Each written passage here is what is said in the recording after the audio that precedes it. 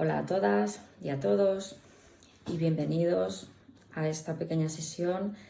de unos 20 minutos en la que vamos a hablar de los trastornos del neurodesarrollo y cómo se relacionan con la adaptación laboral y académica. Mi nombre es Juncal Sevilla, yo soy psiquiatra de adultos, trabajo de forma prácticamente específica con adultos con trastorno por déficit de atención e hiperactividad y también con las altas capacidades. Esta charla en realidad no me correspondía hacerla a mí, la iba a dar el doctor Pepe Martínez Raga, un gran compañero y amigo que lamentablemente no lo ha podido hacer porque está enfermo, y desde aquí le mando un fuerte abrazo y espero que se recupere muy pronto. Y por supuesto doy las gracias a la organización de este maravilloso congreso, de esta iniciativa Neurodiversity, por haberme invitado para sustituir al doctor Raga y darme la oportunidad de poder hablar de este tema que, curiosamente, aunque estamos hablando de trastornos del neurodesarrollo y eso nos lleva quizá a pensar más en lo que es la parte de la psiquiatría infantil, de la neuropediatría, de la pediatría, en el mundo de los adultos es quizás donde menos nos lo planteamos y donde más nos lo tendríamos que plantear, porque es el mundo en el que las personas empezamos a entrar, empezamos a involucrarnos en la actividad laboral después de haber pasado las etapas académicas, ¿no? Entonces, lo primero es decir que es un trastorno del neurodesarrollo, porque muchas veces no tenemos muy claro qué es eso. Pues bien, yo siempre digo que un trastorno es algo que te trastorna y así lo especifican los manuales diagnósticos. Es decir, los trastornos no son enfermedades que se puedan curar en medicina. Una enfermedad es una entidad que tiene una causa, que se puede objetivar con métodos diagnósticos y que se puede tratar y a la que podemos llegar a la curación. Un trastorno es un conjunto de signos, de síntomas, de conductas que nos van a generar una alteración en la funcionalidad diaria, que nos van a generar una discapacidad, entendiendo por discapacidad la dificultad que vamos a tener las personas afectadas por algún trastorno del tipo que sea para poder adaptarnos a lo que es nuestro entorno social. Nos sirve muy fácil entender la discapacidad en una persona pues, que carece de visión. Es muy fácil entender que esa persona no va a poder adaptarse igual que una persona que sí puede ver. Bien, los trastornos del neurodesarrollo generan esa discapacidad, pero el problema que tenemos muchas veces con algunos de ellos es que son muchas veces invisibles. No los vemos, pero no los vemos ni en la etapa infantil ni en la etapa adulta. Un trastorno del neurodesarrollo es un desarrollo diferente. No vamos a hablar ni de mejor ni de peor, vamos a hablar de diferencias. Yo siempre quiero pensar o pienso que si el cerebro es un órgano que se desarrolla formando una circunferencia perfecta, en lo que se conoce como el desarrollo neurotípico, en lo normalizado. A mí me gusta más hablar en términos estadísticos de la moda. La moda es el valor que más se repite, ¿no? Dentro de un campo de valores. Pues un cerebro que está dentro de esa moda, que está dentro de esa media poblacional, sería redondo completamente. Y a partir de ahí habría variaciones y esa esfera, ese círculo perfecto, podría tornarse quizá un poquito más ovalado, un poquito más ovalado, un poquito más ovalado, en diferentes grados, de tal manera que seguiría siendo una figura circular, pero ya no cumpliría esos requisitos de ser un círculo perfecto y, por tanto, aunque pudiera rodar, aunque pudiera cumplir lo que se conocería como una figura circular, no sería un círculo perfecto, sería quizá un óvalo. No sería un triángulo, no sería un cuadrado, seguiría siendo algo circular, pero ya no una esfera perfecta. Pues a mí me da la sensación que un trastorno del neurodesarrollo es algo así, ¿no? Son variaciones, en realidad son variaciones a la hora de desarrollarse un cerebro, es decir, a la hora de formarse las estructuras neuronales. El cerebro está formado por redes de miles y miles y miles de neuronas que se comunican entre sí a través de sustancias químicas, de neuroreceptores, de dopamina, de serotonina, de ácido glutámico, de hormonas esteroideas. Es decir, es una gran máquina que no siempre funciona al 100%, como una máquina que es, y que muchas veces ya viene configurada de diferente manera desde el nacimiento, ¿ok? Por cuestiones genéticas, por cuestiones que se van a heredar,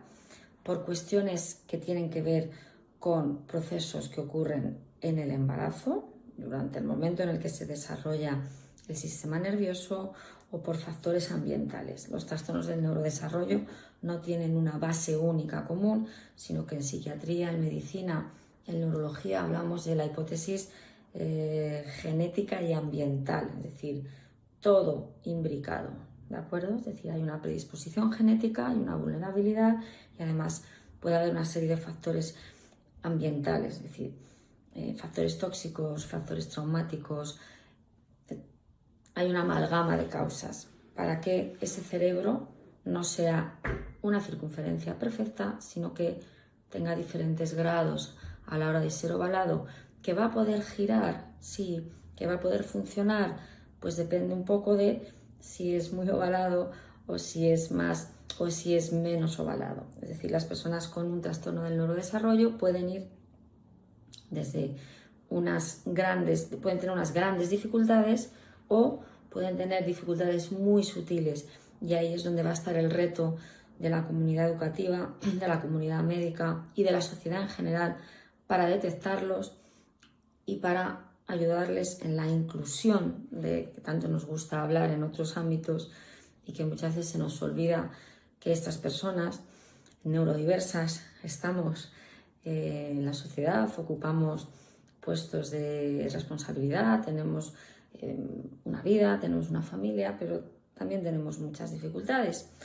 Y yo quiero hablaros hoy de los 5 grandes trastornos del neurodesarrollo, tal y como lo entiende las clasificaciones diagnósticas a día de hoy, dentro de la última clasificación diagnóstica que tenemos en nuestro caso los psiquiatras, y que serían la primera y la más visible, ¿no? La que probablemente pues históricamente se ha reconocido más y ha tenido más ayudas, ¿no? Por las grandes dificultades que puede generar, que sería la discapacidad intelectual, ¿de acuerdo? Es decir, lo que muchas veces hemos conocido como personas con discapacidad intelectual, con un retraso en la adquisición de las capacidades cognitivas, de las capacidades sociales, por cuestiones que vienen pues genéticamente o porque aparecen de forma traumática en un parto o por enfermedades adquiridas posteriormente. Tendremos personas con discapacidad intelectual que no van a poder tener un desarrollo cognitivo, ni social, ni emocional normalizado, ¿de acuerdo? A partir de ahí aparecen otros trastornos del neurodesarrollo que van a empezar a ser en diferentes grados casi más invisibles. Hablaríamos de los trastornos de la comunicación, esas personas que tienen dificultad a la hora de comunicarse, que tienen una inteligencia preservada, no tienen una dificultad cognitiva, pero sí que van a tener un problema en el lenguaje. Quizá la que más nos suene sea la disfemia o la tartamudez, conocida anteriormente o antiguamente. Eso va a ser un problema de un cerebro que no se ha desarrollado de forma normalizada y que, bueno, pues con el tiempo va a poder corregirse, va a poder soslayarse, pero que probablemente bajo situaciones de estrés o bajo situaciones de mucha ansiedad, ese trastorno, esa dificultad va a aparecer. Por otro lado, tendríamos dentro de los grandes trastornos del neurodesarrollo los trastornos del aprendizaje. Estas situaciones son una de las que más dificultan la integración social, académica y laboral de estas personas, porque no es lo mismo estudiar que aprender. Es una diferencia que muchas veces no nos hacemos. Aprender es un proceso maravilloso y que nos encanta en general a todos los seres humanos porque somos curiosos por naturaleza, pero cuando el aprendizaje se asimila al estudio, que es en el momento social y cultural en el que estamos ahora, las cosas se complican, ¿no? Y cuando el estudio además pasa por leer, necesariamente las cosas se complican muchísimo más para las personas que no pueden leer. Por tanto, hablamos de trastornos del aprendizaje, pero es una forma muy amplia de hablar de personas que tienen dificultades en la lectura, en la escritura y en el aprendizaje matemático, ¿no? Entonces, quizás sea uno de los segmentos del trastorno del neurodesarrollo más artefactados, ¿no? Porque para aprender en la sociedad actual hay que saber leer, hay que poder escribir y además hay que aprender matemáticas o hay que saber hacer matemáticas, ¿no? Bueno, matemáticas son necesarias hacer porque obviamente si vas al mercado, aunque sea en la Edad Media, tienes que saber cuántos huevos le das o haciendo un trueque, tienes que poder contar. Pero bueno, para no enrollarme más, esa dificultad en la lectura que muchas veces dificulta tanto a tantos niños y a tantos adultos y que hemos conocido siempre como la dislexia, que es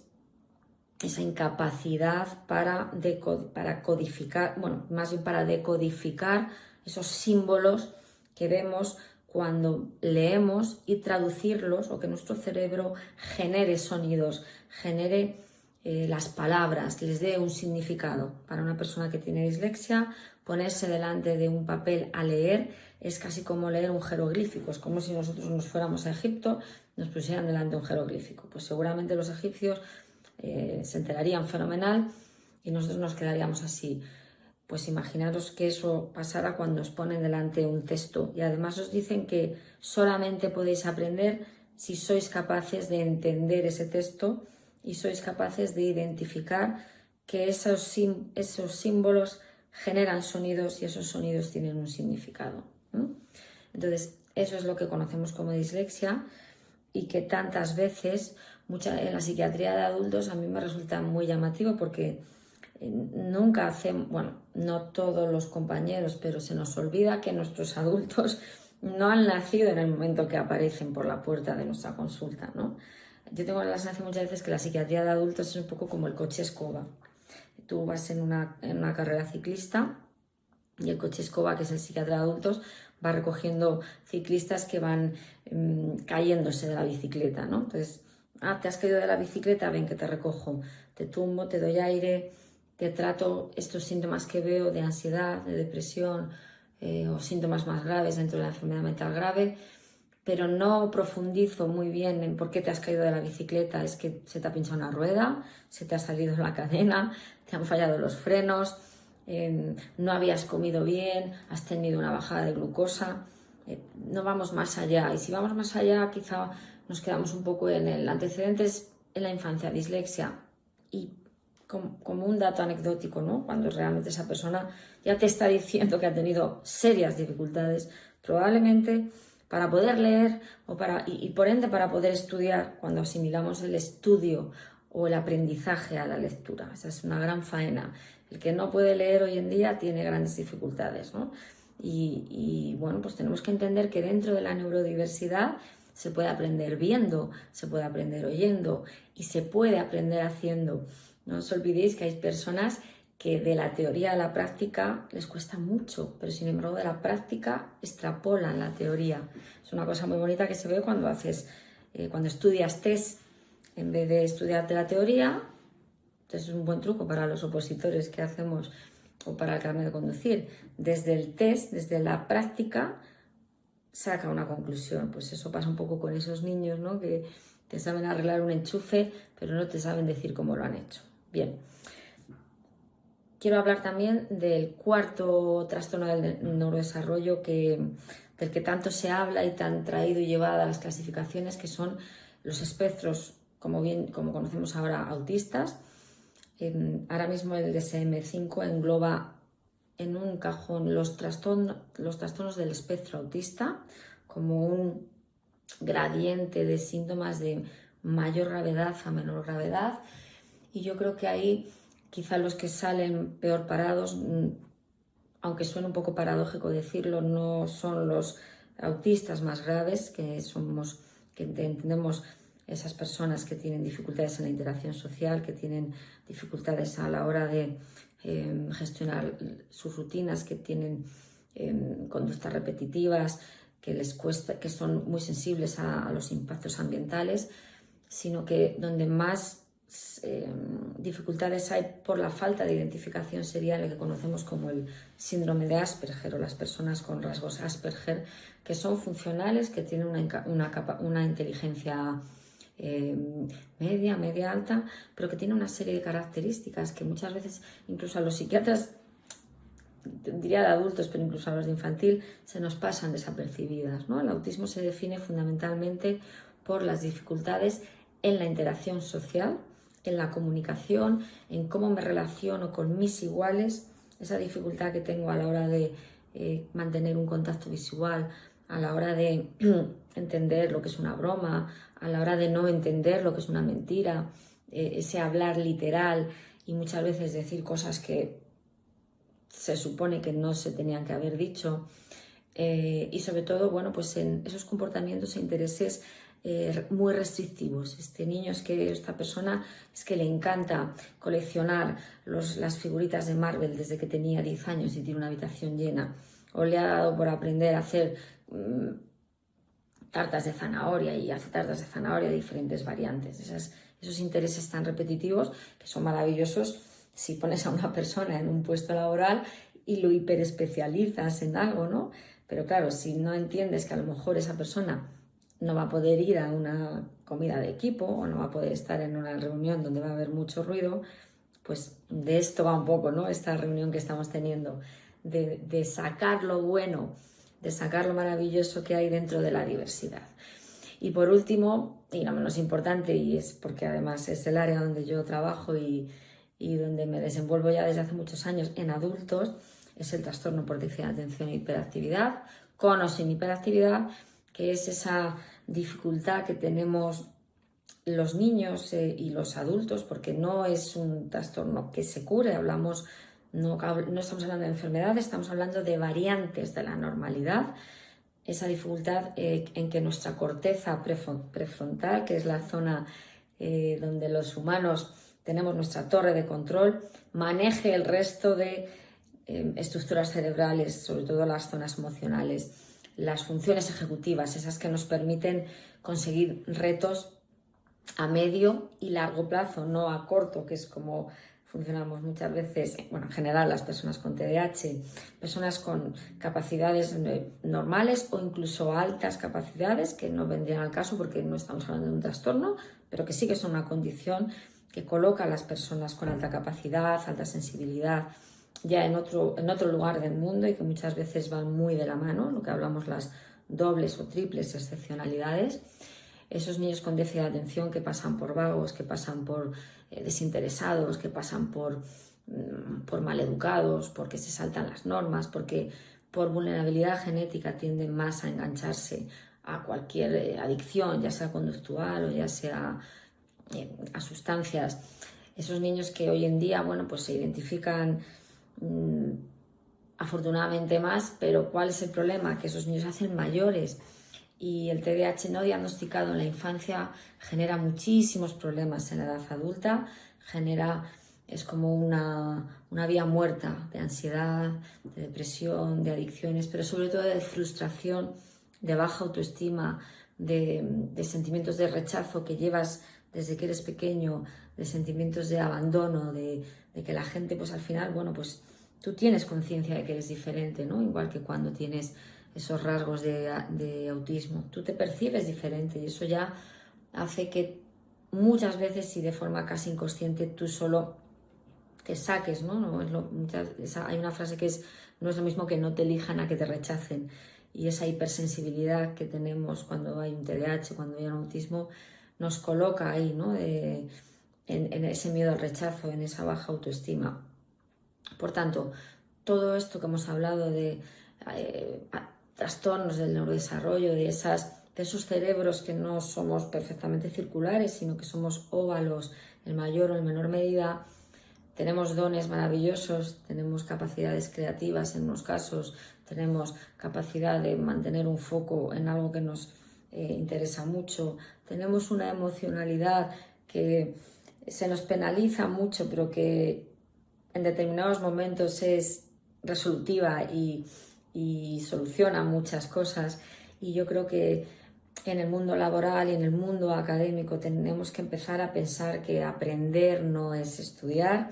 que no todos los procesos pasan por la lectoescritura,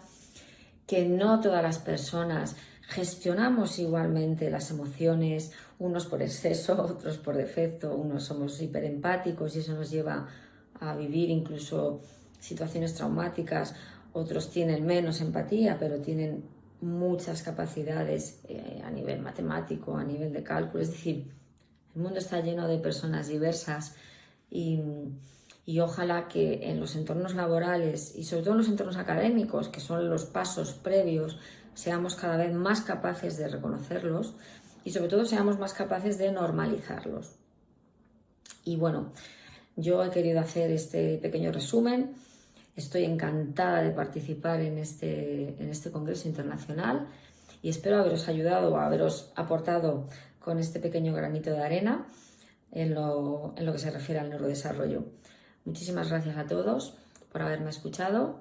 y un gran abrazo a toda la comunidad neurodiversa.